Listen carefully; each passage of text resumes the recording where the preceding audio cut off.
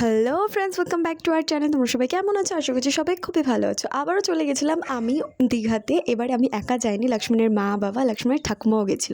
লক্ষ্মণ যেতে পারিনি কারণ ওর কাজ থেকে ছুটি হয়নি আর কাজে প্রচুর প্রেশার ছিল, এর জন্য। তাই জন্য রাতের বাস আমাদেরকে বুক করে দিয়েছিল, যেটা আমাদের ভোরবেলা 5:30টার দিকে নামিয়ে দিয়েছিল। আর আমরা সঙ্গে সঙ্গে গেছিলাম, কোনো টাইম ওয়েস্ট করিনি, ওল্ড দীঘার দিকে। আমাদের নিউ দীঘা নামিনি কারণ আমাদের হোটেল চেকিং ছিল 11:30টার সময়। তাই আমরা অতক্ষণ টাইম ওয়েস্ট করে কী করবো, তাই আমরা চলে গেছিলাম মোহনার দিকে। আর এটা একদম কারেক্ট ভিউ তখনকার, কোনো ফিল্টার নেই, কোনো এডিট নয়। এত সুন্দর ভিউটা ছিল না, কিছু বলার মতো নেই। আর ওই সাইডে দেখতে পাচ্ছ মোহনা। তাই আমরা এখন চা ফা খেয়ে নিয়েছে সবাই, তাই আমরা হেঁটে হেঁটে মোহনার দিকে চলে এলাম। দেখো, এক পাশে শান্ত শিষ্ট নদী আর এক পাশে হচ্ছে অশান্ত ঢেউয়ে ভর্তি সমুদ্র, আর মাঝখান থেকে রাস্তা। এত সুন্দর না ভিউটা, যে কিছু বলার মতো নয়। মা বাবা সবাই ফটো তুললো, তারপরে আমি সামনের দিকে এগিয়ে এসেছিলাম। আর যেতে না যেতেই এত বড় একটা ঢেউ এসে, যার জন্য আমি পুরো ভিজে গেছিলাম। আমার প্যান্ট ফ্যান্ট পা ফা সব একেবারে ভিজে গেছে, জুতো মুতো। তারপরে আমরা সানরাইজ দেখছিলাম, ওখানে দাঁড়িয়ে কিছুক্ষণ সানরাইজ দেখলাম। আর খুব সুন্দর, মা বাবা একদম পেছনে দাঁড়িয়েছিল।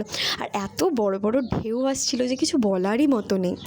তার মধ্যে এত বড় একটা ঢেউ এসছে যে আমার সোয়েটার পর্যন্ত ভিজে গেছে, আমার ফোনও ভিজে গেছে। ফোন যতই উঁচু করিনি কেন, তাও ফোন ভিজে গেছে। তারপর ওখান থেকে বেরিয়ে এসেছিলাম মাছ ফাছ সমস্ত কিছু দেখে। তারপর আমরা হোটেলের দিকেই গেছিলাম। হোটেলে আমরা অনেক আগে পৌঁছে গেছিলাম। তো দেখা হবে তোমাদের সাথে নেক্সট ভিডিওতে। এখনকার ভিডিওটা এই পর্যন্তই, টাটা।